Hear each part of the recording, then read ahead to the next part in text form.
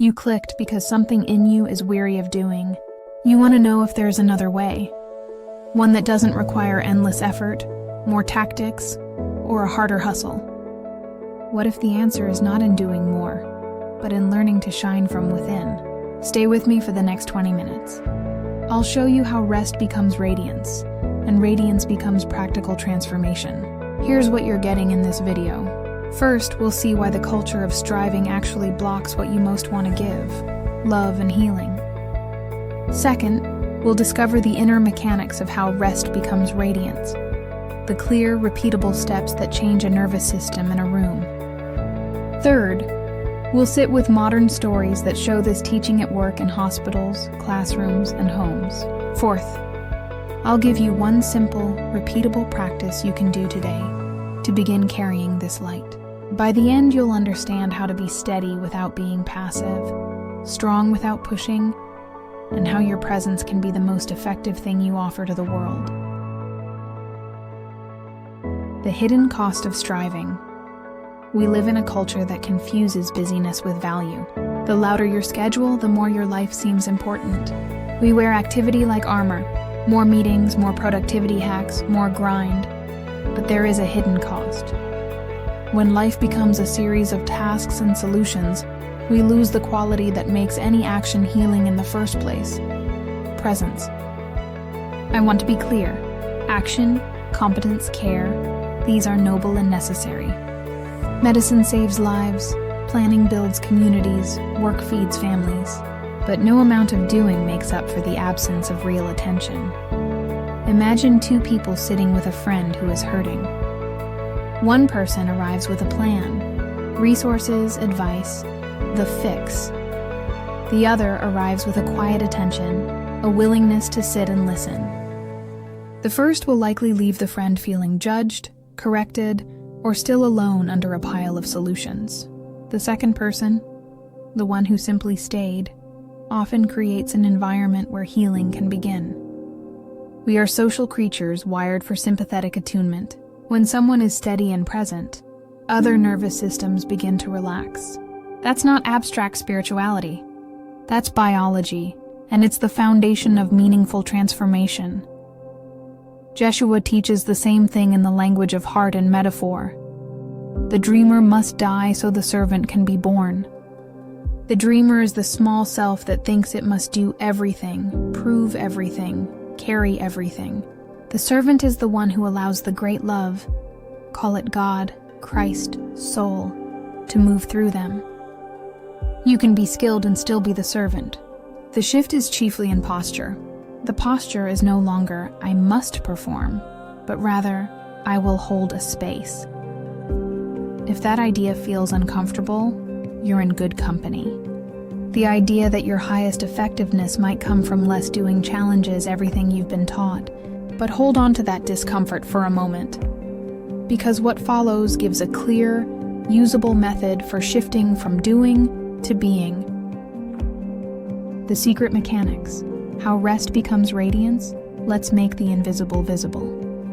There is a reliable sequence that happens whenever someone moves from restless doing into a steady presence. It's practical, not mystical.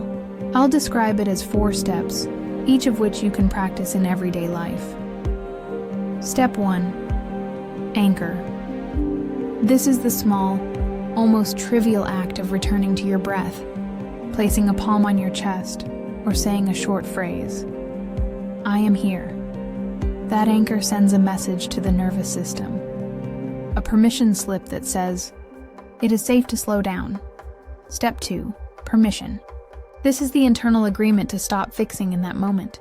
Not forever, not as an abdication of responsibility, but as a temporary letting go. You tell the part of you that always wants to correct, control, or optimize, I am choosing to let this be. That's a powerful rewire.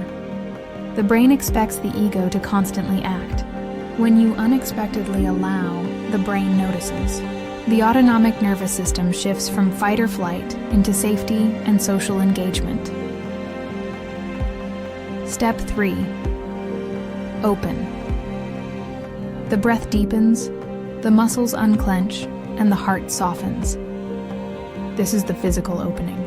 You become available to receive and to transmit. Because human beings are relational organisms, your inner openness is perceptible, a microsignal that others pick up on. They don't need to know why they feel calm.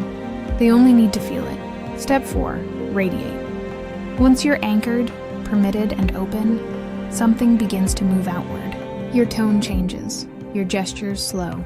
Micro-expressions soften. In complex systems, small changes at one node can reconfigure the entire network. In human systems, your steadiness becomes the seed that reorganizes the field. People breathe differently in your presence. Decisions are less reactive. Conversations are deeper. Conflicts de-escalate. There's a modern psychology name for this: co-regulation. Clinicians use it when they teach parents how to soothe infants, and teams use it when leaders model calm during crisis.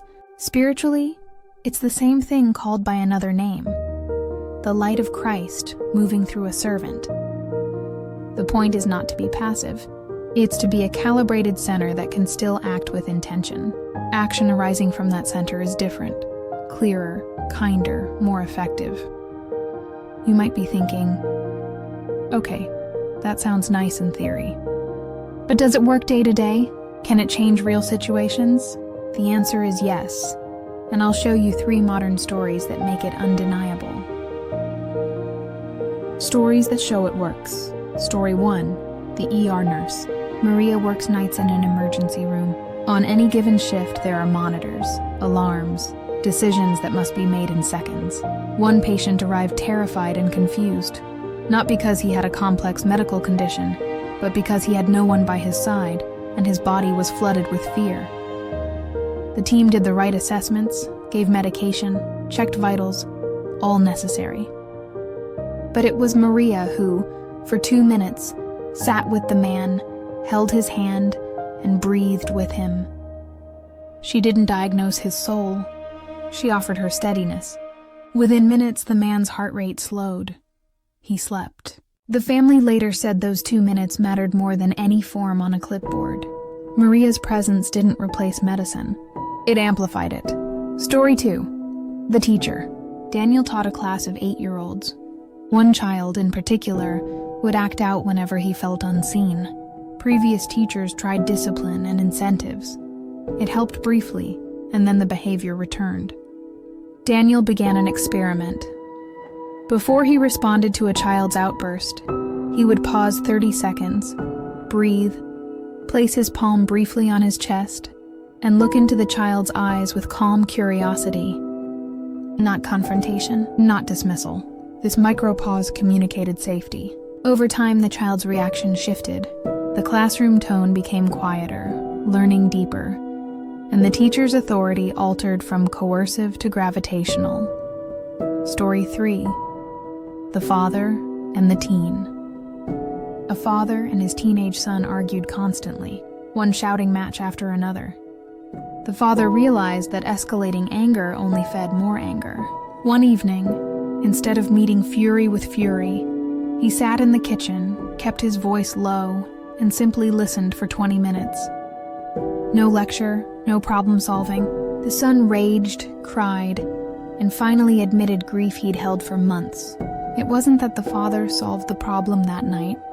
It was that by not fixing, by staying present, he created a container for the son's wounds to surface and begin to heal. That night changed years of miscommunication. Each of these examples shows the same pattern. A person chooses presence over performance. People often think courage is in action. It is. But there's an equal courage in staying. That staying, when it is chosen again and again, forms a habit that becomes your spiritual signature. I want to share something personal because you should see this teaching in context. A few years ago, I was in a season when my calendar was full of good things, talks, projects, people to help, and I convinced myself that doing more would solve the sense of restlessness I carried. But the more I did, the less I felt connected. I started waking up exhausted, and people around me began to mirror that rushed energy. One morning, a close friend told me bluntly, "You're everywhere, but not present." Her words stung, because they were true. I stopped. Not dramatically. I simply stopped starting meetings on a frantic note.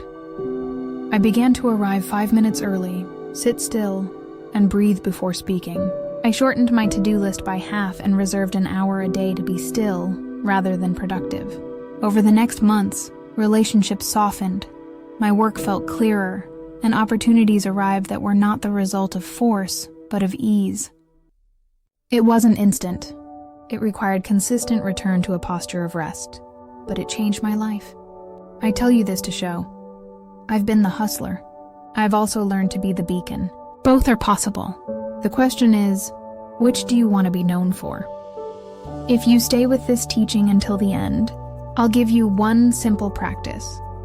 2 minutes in your pocket that you can do before any meeting, any tense conversation, or any moment you want to bring steadiness into.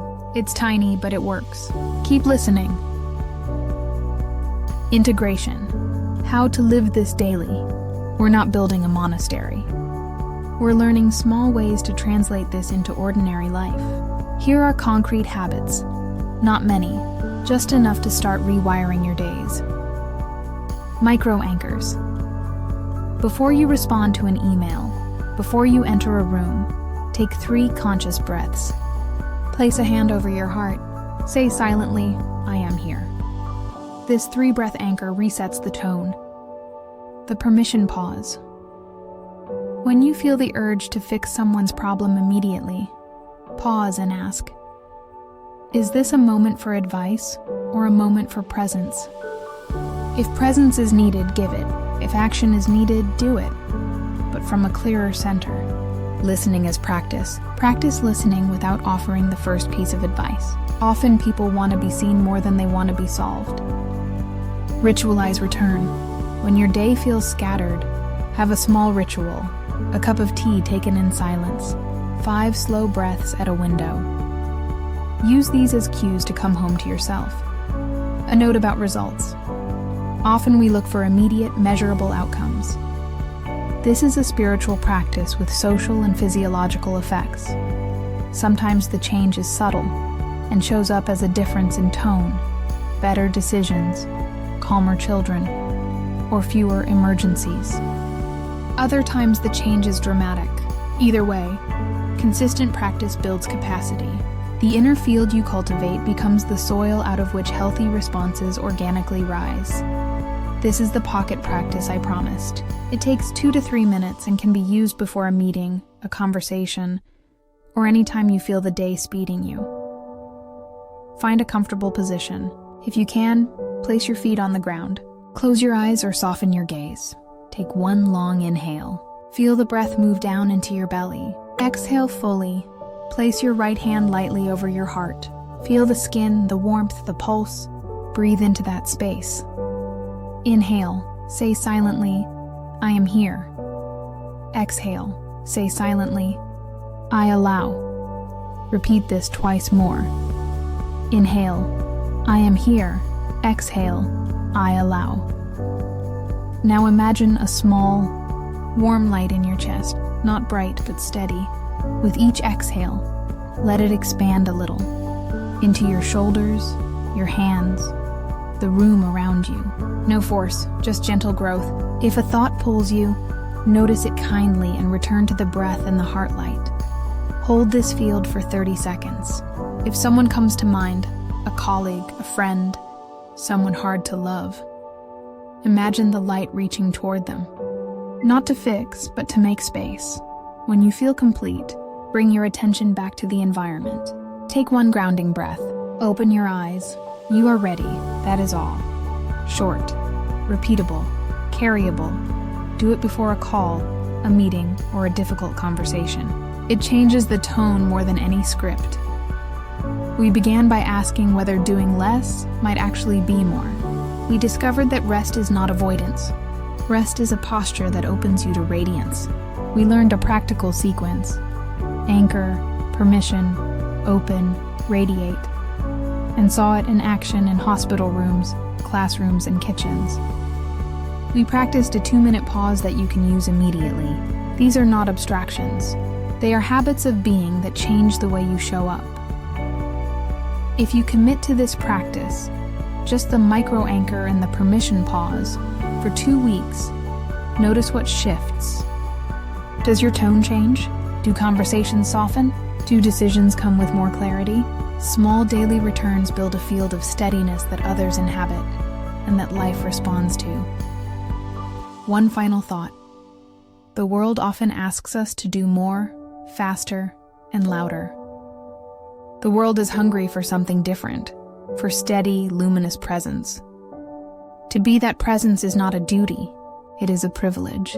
It's the work of a lifetime, and it is available to you now. If this teaching landed with you, subscribe to the channel so we can explore these practices together.